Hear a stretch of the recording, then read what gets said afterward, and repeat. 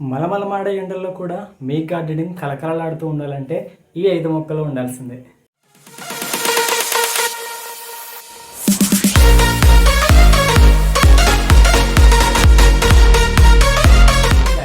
Gardening లవర్స్కి స్వాగతం. ప్రస్తుతం చూసుకుంటే ఎండల తీవ్రత చాలా ఎక్కువగా ఉంది. సో మనమే ఎండల తీవ్రతకి తట్టుకోలేకపోతున్నాం. అలాంటిది మొక్కలు ఎలా తట్టుకోగలుగుతాయి, అవి చనిపోతాయేమని భయపడుతున్నారా? అయితే ఈ వీడియో మీకోసమే. స్కిప్ చేయకుండా చివరి వరకు కూడా చూసేసేయండి. ఈరోజు మన సమ్మర్ స్పెషల్ సిరీస్ 1లో తీవ్రమైన ఎండను కూడా తట్టుకొని మీ ఇంటికి రంగురంగుల పూలను అందించే 5 అద్భుతమైన మొక్కల గురించి తెలుసుకుందాం. మొదటి మొక్క చూసుకుంటే మందారం అండి. సో దీన్ని మనం ఇంగ్లీష్లో హైబిస్కస్ అంటాము.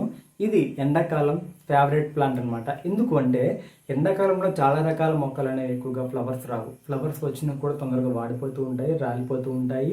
కొన్ని వచ్చేసి అసలు పూలే పోయేవన్నమాట. కానీ సమ్మర్ సీజన్లో బాగా ఫ్లవరింగ్ వచ్చే ప్లాంట్ ఏమైనా ఉంది అంటే ఇది one and only hibiscus plant అనమాట. ఇది ప్రతి ఒక్కరింట్లో కూడా ఉంటుంది. దీని యొక్క ప్రత్యేకత ఏంటి అంటే హిందూ సాంప్రదాయం ప్రకారం దీనిని లక్ష్మీదేవి పూజకు యూజ్ చేస్తూ ఉంటారనమాట. అలా కాకుండా ఇది ఆయుర్వేద పరంగా కూడా చాలా రకాల హెల్త్ బెనిఫిట్స్ ఉన్నటువంటి ప్లాంట్. సో దీని యొక్క ప్రాపగేషన్ అనేది చాలా అంటే చాలా ఈజీ. ఎట్లా అంటే దీనికి మనం కేవలం ఎండాకాలంలో 6 గంటల ఎండ ఇస్తే చాలు. అలాగే వారానికి ఒకసారి కంపోస్ట్ మీన్స్ ఎరువులు అనమాట. ఓకేనా? సో దీనికి మనం అయితే ఎండిపోయినటువంటి ఆవు పేడ కానీ ఇవ్వచ్చు, లేదంటే లూజ్ మట్టి ఉంటుంది సాయిల్ మిక్సింగ్ మనం చేసేటప్పుడు, సో దాన్నైనా దీనికి ఇవ్వచ్చు. సో ఇచ్చామంటే మనకి సమ్మర్ ఉన్నంత కాలం కూడా పూలని అందిస్తూనే ఉంటుంది. రెండో మొక్క చూసుకున్నట్లయితే గన్నేరు మొక్క అండి. సో ఈ గన్నేరు మొక్క అనేది అసలు మొండి మొక్క అని చెప్పాలి మనం. ఎందుకు అంటే ఇది ఎలాంటి నేలలో అయినా సరే బ్రతకగలదు. అది కూడా తక్కువ మెయింటెనెన్స్తో, అతి తక్కువ మెయింటెనెన్స్తోనే మనం ఈ ప్లాంట్ని బాగా ప్రాపగేట్ చేసుకోగలం. నెక్స్ట్ వచ్చేసి ఈ ప్లాంట్ని మనం ఎక్కువ ఎక్కడ చూస్తూ ఉంటామంటే మనకి నేషనల్ హైవేస్ ఉంటాయి. సో మనం విజయవాడ వెళ్ళేటప్పుడు లేదంటే వైజాగ్ వెళ్ళేటప్పుడు చూసినట్లయితే రోడ్ల మధ్యన డివైడర్స్ ఉంటాయి కదా. సో డివైడర్స్ మధ్యలో ప్లాంట్స్ని ఎక్కువగా నాటుతూ ఉంటారు ఈ మొక్కలు. ఓకేనా? అవి చూస్తే మీకు అర్థమైపోతుంటుంది. ఎందుకంటే అక్కడ ఎక్కువగా వర్క్ చేసే వాళ్ళు ఉండరు, అలాగని దానికి అప్పటికప్పటికి వాటరింగ్ కూడా ఇవ్వరనమాట. అయితే 2-3 వారాలకు ఒకసారి లేదంటే వారానికి ఒకసారి వాటరింగ్ అనేది చేయొచ్చు మేబీ. కానీ ఆ వారానికి ఒకసారి వాటరింగ్ చేసినా కూడా ఎండాకాలంలో ఇది చాలా అంటే చాలా ఎక్కువగా ఫ్లవరింగ్ అనేది ఇస్తుంది. సో అట్లానే ఇంకేంటి అంటే మనకి ఈ ప్లాంట్ అనేది రకరకాల వేరియంట్ కలర్స్ ఫ్లవర్స్తో కూడా రావడం జరుగుతుంది. ఎగ్జాంపుల్ చూసుకుంటే మనకి ఎల్లో కలర్ ఉంటుంది, వైట్, పింక్, ఎవెన్ ఇది ఈ మధ్య రెడ్ కలర్లో కూడా రావడం జరుగుతుంది. ఓకేనా? సో అది ఎందుకు అంటే ఎవరైతే నేచర్ లవర్స్ ఉన్నారో, ఎవరైతే గార్డెనింగ్ లవర్స్ ఉన్నారో వాళ్ళని అట్రాక్ట్ చేయడానికి కొన్ని కంపెనీస్ ఏం చేస్తున్నాయంటే ఈ ఫ్లవర్స్ని ఇంకొంచెం అందంగా తయారు చేయడం కోసం అని చెప్పేసి కొన్ని రకాల కెమికల్స్ని యూజ్ చేసి ఫ్లవర్స్ని ఇంకొంచెం అట్రాక్టివ్గా చేసే విధంగా, చూపించే విధంగా తయారు చేయడం జరుగుతుంది. మూడవ మొక్క చూసుకున్నట్లయితే సన్ రోజ్ లేదా టేబుల్ రోజ్. ఇది కూడా మనకి ఎండాకాలంలో చాలా మంచిగా ఫ్లవరింగ్ ఇస్తూ ఉంటుంది. సో ఇది మనం పెంచడానికి మనకి ఇంట్లో అసలు పెద్ద స్థలమే అవసరం లేదండి. ఏవైతే చిన్న ప్లేస్ ఉన్నా కూడా దాన్ని మనం ప్రాపగేట్ చేసుకోవచ్చు.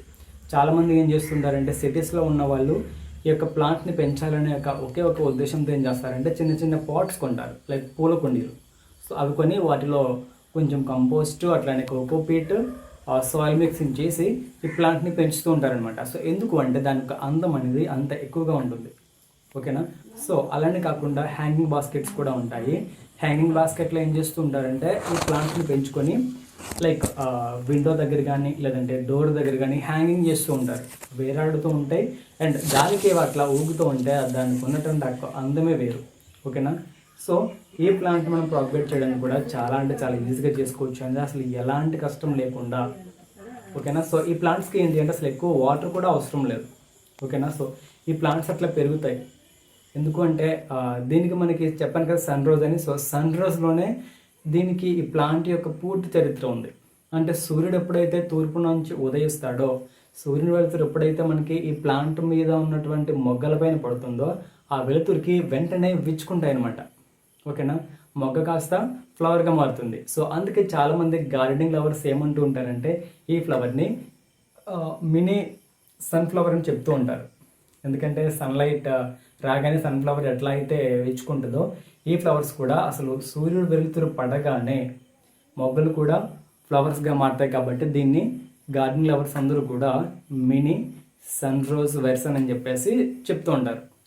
అండ్ అలాగే వీటికి అసలు ఎక్కువగా వాటర్ అనేది ఇవ్వద్దండి. ఎక్కువ వాటర్ ఇచ్చారంటే చనిపోతాయి.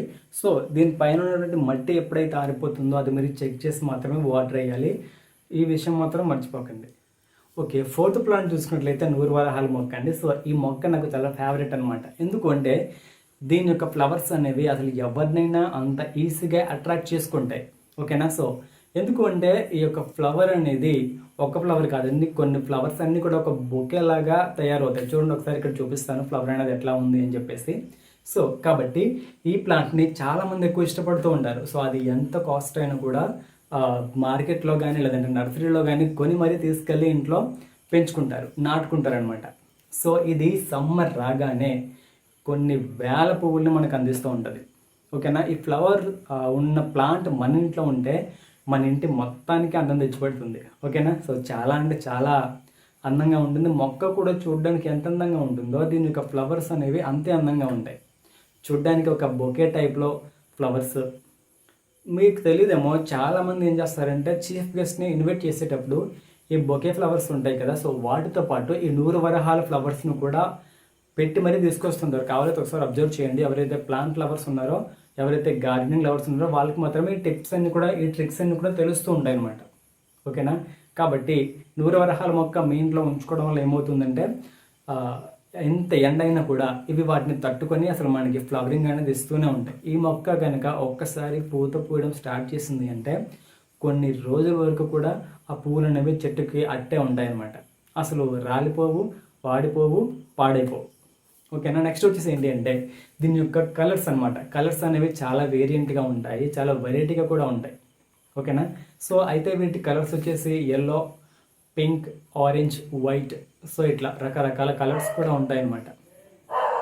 అంతేకాకుండా వీటిని మనం చాలా ఈజీగా కుండీలోనే ప్రాపగేట్ చేసుకోవాల్సినటువంటి అవసరం కూడా ఉంది. ఎందుకంటే మనకి కేవలం ఇంటి బయట అందంగా ఉంటే సరిపోదు, ఇంటి లోపల అంటే మరీ ఇండోర్లోనే ఏం కాదండి, లైక్ బయట గుమ్మం దగ్గర మనం వాటిని పెంచుకోవడానికి మంచి అవకాశం అనేది ఏర్పాటు చేసుకోవచ్చు. అది కూడా కుండీల్లో మనం మొక్కను పెంచుకోవడం వల్ల. Okay, last but not the least plant ఏంటి అంటే జిన్నియా ప్లాంట్ అండి. ఇది కూడా one of my favourite plant. ఎందుకు అంటే ఇది సమ్మర్లో ఎంత ఎండలో పెట్టినా కూడా ఫ్లవర్స్ అనేవి అసలు వాడిపోవండి. వీటిని చూడడానికి చాలా అంటే చాలా అట్రాక్టివ్గా ఉంటాయి.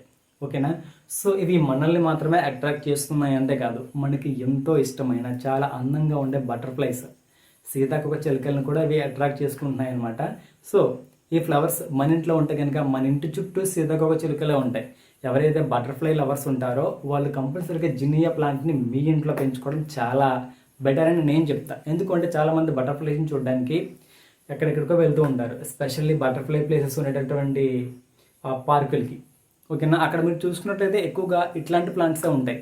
జినియా కానీ, పోర్చులాకా కానీ, లేకుంటే మ్యారీగోల్డ్ కానీ, సో ఇట్లా అనేక రకాల ఫ్లవర్స్ అనేవి ఉంటాయి. అందులో ఎక్కువగా వాటిని అట్రాక్ట్ చేసే ఫ్లవర్ ఏదైనా ఉంది అంటే అది వన్ అండ్ ఓన్లీ జినియా అనే చెప్తాను. ఒకసారి కావాలైతే మీరు కూడా మీ ఇంట్లో ఒకసారి జినియా ప్లాంట్ని పెంచి చూడండి. ఎక్కడెక్కడి నుంచో కూడా సీతాకోక చిలుకలు అన్నీ కూడా మీ ఇంటికే వస్తాయి. సో వాటిని మీరు చూడడానికి వేరే ప్లేస్కి వెళ్ళాల్సిన అవసరం కూడా లేదు. ఓకేనా. అండ్ వీటిని మనం కుండీలో పెంచుకోవచ్చు, లేదంటే డైరెక్ట్గా నేలలోనే పెంచుకోవచ్చు. ఓకేనా. ఇవి రకరకాల రంగుల పువ్వులతో మన ఇంటిని చాలా అందంగా తయారు చేస్తాయి అన్నమాట.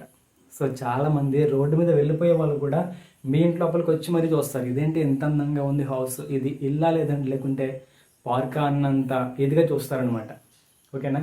సో వీటిని మనం విత్తనాలతో చాలా ఈజీగా ప్రాపగేట్ చేసుకోవచ్చు అండి.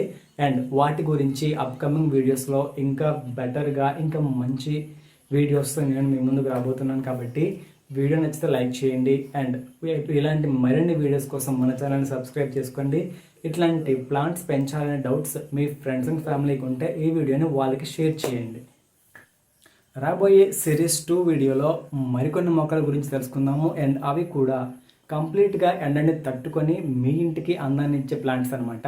సో వీటిని నేను సిరీస్ వైజ్గా అప్లోడ్ చేస్తున్నాను. సో ఈ సిరీస్ వైజ్గా అప్లోడ్ చేసినవి మీరు చూడాలి అంటే కంపల్సరీగా మీరు మన ఛానల్ని సబ్స్క్రైబ్ చేసుకోవాలి కంపల్సరీ.